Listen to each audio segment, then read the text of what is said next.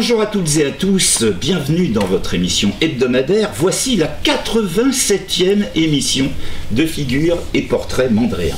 C'est une émission spéciale aujourd'hui, c'est plutôt un reportage. Je suis en compagnie de quelques membres, en réalité 2 membres de la société Erilia, qui vient de livrer sa toute première résidence intergénérationnelle à Saint-Mandrier-Pin-Roland. Et pour nous en parler, on va présenter l'équipe avec d'abord Alexia Tawil, qui est chargée du lien intergénérationnel. C'est dur à dire tout ça, hein. Alors Alexia, est-ce que tu connais l'émission ? Oui, j'ai découverte lors du témoignage de Halim, un de nos locataires. Bon, et puis notre deuxième invitée qui est Christelle Steele, dont la fonction est... responsable du service cohésion et innovation sociale. Alors Alexia, tu es née où et quel est ton parcours ? Alors moi je suis née en Alsace et mon parcours professionnel, j'ai été professeur de français langue étrangère dans plusieurs pays à l'étranger, en Bosnie, à Mayotte, en Turquie, et après mes parents m'ont ramenée en France où j'ai travaillé dans l'insertion professionnelle pour le suivi d'une reconversion de personnes en situation difficile, et c'est lors de cette mission que j'ai pu découvrir Erilia et sa mission. J'allais te demander, parle-nous un peu de ta carrière, mais quelque part tu viens déjà d'y répondre. Hein. Donc Erilia, tu as rejoint la société il y a combien de temps ? Il y a 1 an en fait. Il y a 1 an, tu as rejoint Erilia. Et toi donc Christelle, pareil, tu es née où ? Quel est ton parcours ? Alors plutôt une enfant du centre de la France, née à Châteauroux dans le Berry. Après un parcours d'étudiante en histoire de l'art, j'ai pu commencer ma carrière dans le milieu culturel, mais plutôt sur les métiers de communication. Et j'ai découvert le métier de bailleur social en arrivant dans le nord de la France, chez un bailleur qui s'appelait SIA Habitat. Et arrivé chez Erilia maintenant depuis 2 ans sur le développement de projets liés à l'innovation sociale. Voilà, alors on va parler donc du sujet qui nous incombe aujourd'hui. Nous sommes ici en fait dans la salle commune de la résidence, qui s'appelle d'ailleurs Les Voiles. Qu'est-ce qu'on propose dans cette salle commune? Et puis toi, quel est ton rôle d'animatrice, Alexia? Alors, on est en phase de lancement, donc ça fait 1 mois que les gens ont emménagé dans cette résidence. Mon rôle, ça va être d'impulser la dynamique de départ et du coup, pour cela, de proposer des activités qui vont être variées, allant de l'inclusion numérique, beaucoup d'ateliers créatifs parce que c'est très fédérateur et intergénérationnel. Chacun peut à son niveau participer et créer. Donc ça fonctionne très très bien et nous avons déjà des goûters partagés et des repas proposés, eux, par les habitants spontanément. Donc c'est très animé. En fait. Ça devient une communauté participative entre les habitants. Oui. Christelle, combien de résidences intergénérationnelles existent dans la région ? Alors ici, c'est notre première résidence intergénérationnelle, construite et livrée, gérée par le bailleur social Erilia. Nous en avons 2 autres, une à Fréjus et une autre à Mandelieu-la-Napoule.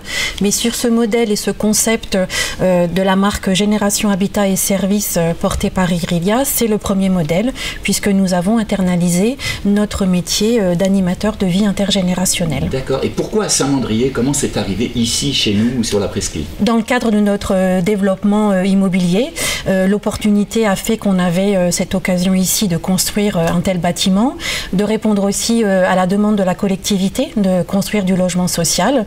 Donc aujourd'hui, nous avons 58 logements ici qui ont été livrés il y a 1 mois. Dans la résidence Les Voiles. Exactement. Parce qu'il y a quand même d'autres blocs, j'aime pas le terme, mais d'autres immeubles. Il y a d'autres immeubles juste à côté où on a des propriétaires qui occupent leur logement et on a d'autres locataires aussi à proximité immédiate. Donc on est vraiment dans un complexe résidentiel situé dans un lieu idéal en bord de port de Saint-Mandrier. Tout à fait. Alors il faut quand même le dire, il y a 80% de Mandréens qui sont donc sur le lieu et puis 20% de personnes originaires des autres communes environnantes de la métropole.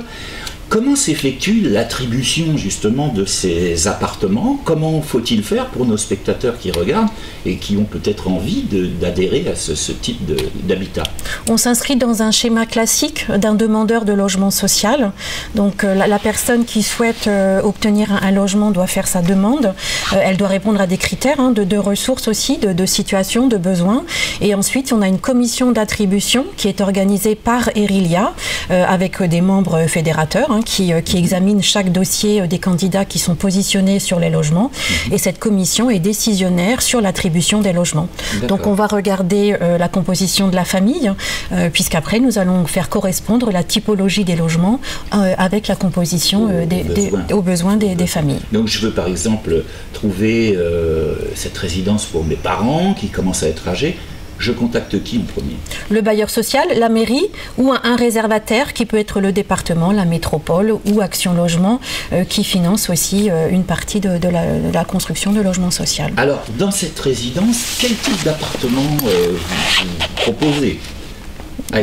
Allez, des petits logements comme des grands logements. Donc on va partir du studio, donc une pièce avec un coin cuisine et un espace de nuit, et après les espaces salle de bain sanitaire, et on va aller jusqu'au grand appartement avec 4 chambres, donc ce qu'on appelle chez nous du T5, pour pouvoir accueillir des parents avec des enfants. Et puis vous le verrez sur les images extérieures, c'est quand même très chouette. Hein. Il y a des beaux balcons, des terrasses. Chaque logement bénéficie d'une terrasse, orientée soit jardin, soit mer. Et les superficies sont très avantageuses aussi pour tous les logements. Voilà. Quel que soit leur On attend typologie. encore combien de personnes dans cette résidence? Parce que finalement, quand je vois les chiffres, 80% de Mandréens, 20% de personnes, et il reste peut-être plus de place. Oui, il reste ce choix de deux logements où les personnes, un où la personne va emménager et un seul qui va repasser encore en cale, donc ils sont quasiment tous habités et attribués, quoi. Ben, c'est un succès, bravo. Quelle est la proportion de personnes âgées et de personnes plus jeunes au sein de la résidence? Alors on a une résidence assez jeune en fait dans les statistiques. On a un tiers des habitants qui ont de 0 à 18 ans sur cette résidence et un tiers de personnes âgées seniors à partir de 60 ans. Et le troisième tiers composé des parents, des enfants ou de personnes seules entre 18 et 60 ans. Et donc le but c'est de faire participer tout ce monde dans une collectivité très très agréable. De recréer un peu l'esprit village qu'on peut avoir à Saint-Mandrier dans ce nouveau quartier en fait qui a émergé. Le charme et la résidence de charme par le fait. Parmi toutes les activités proposées, est-ce qu'il y aura des activités aussi extérieures? Alors oui, on a prévu, on a un espace extérieur qui est le jardin partagé qu'on va pouvoir aménager avec les habitants en fonction de leurs souhaits, des compétences et qui vont pouvoir vraiment se l'approprier pour créer le petit extérieur qui manque. Des tomates, des herbes aromatiques. Un coin enfant aussi pour qu'ils puissent trifouiller la terre sans visée productive. Et à l'inverse, un coin peut-être plus surélevé pour les jardiniers qui voudraient jardiner. De façon un petit peu plus costaud. Voilà, mais ne pas empêcher le trifouillage de la terre aux petits. Quels sont les projets à venir cette année?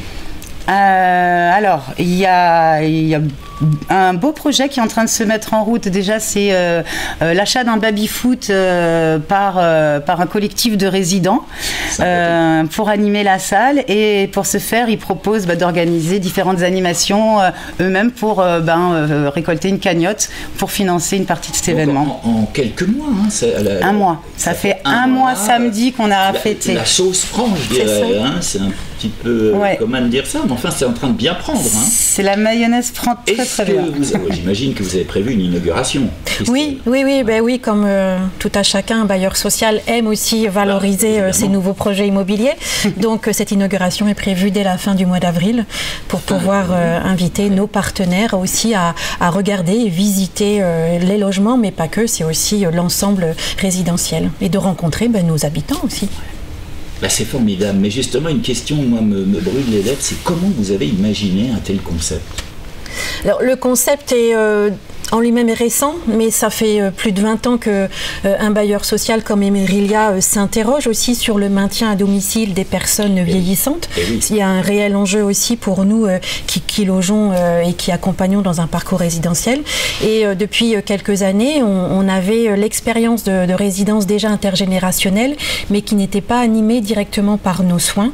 Et donc, avec ce modèle ici à Saint-Mandrier, on a souhaité gérer, animer ce lieu-là par un collaborateur, donc salarié d'Emerylia. D'où la présence d'Alexia. Le recrutement d'Alexia, pour occuper cette fonction. C'est un rôle assez extraordinaire. Et justement, est-ce que c'est toi qui proposes les animations, qui les dicte un peu, ou qui les impose, ou est-ce que c'est participatif? Comment ça se passe? Ça va être les deux en fait. Là on est en phase de lancement, donc on va dire que au gré de ce que j'entends, des envies et lors des échanges qu'il y a voilà, au sein de la salle, ça bien sûr ça joue sur mes programmations. Donc pour le moment je propose, mais il y a un côté très participatif où il y a déjà eu des propositions habitants sur des soirées crêpes, des organisations d'événements. Donc ça y est, je pense que les habitants prendront la main pour qu'on puisse ensemble s'accorder, proposer parfois du participatif. Ce qu'elle ne dit pas aussi, c'est qu'à l'emménagement des locataires, on a toujours un petit besoin de bricolage, ou alors on a un meuble en trop, ou on a un meuble qui nous fait défaut. Du coup, il y a une espèce de ressourcerie qui s'est mise en place. Une entraide. Voilà, je donne, je vends, je cherche, et du coup, Alexia a mis en place un panneau d'affichage. C'est un concept extraordinaire qu'il faut absolument développer en France, parce que bon, il y a des résidences intergénérationnelles, mais il n'y en a peut-être pas encore assez, parce que surtout pour les personnes âgées qui sont dans les EHPAD, et on ne va pas repolémiquer sur les EHPAD, là, mélanger comme ça les générations, c'est quelque chose d'extraordinaire. Et à ce sujet, est-ce que vous avez des perspectives de développement pour de nouvelles résidences dans le Var C'est un produit d'habitat qui plaît beaucoup aux collectivités. Donc, on a effectivement des prévisions ici en région PAC, Provence-Alpes-Corse, Roquefort-la-Bédoule notamment.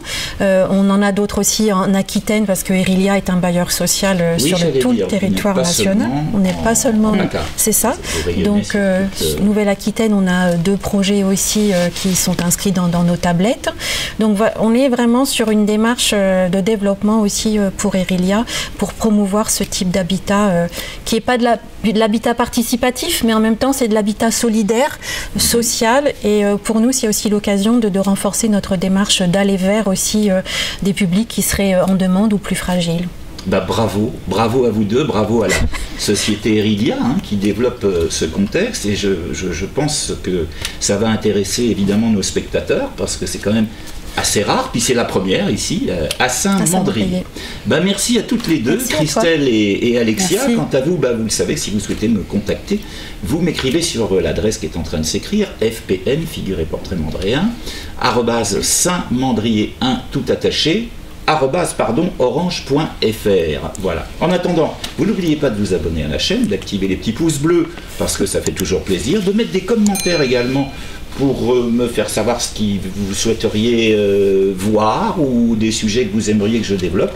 Et puis on se retrouve bien sûr jeudi prochain en compagnie d'un nouvel invité assez original. Je ne vous en dis pas plus. Suivez la chaîne. À jeudi prochain.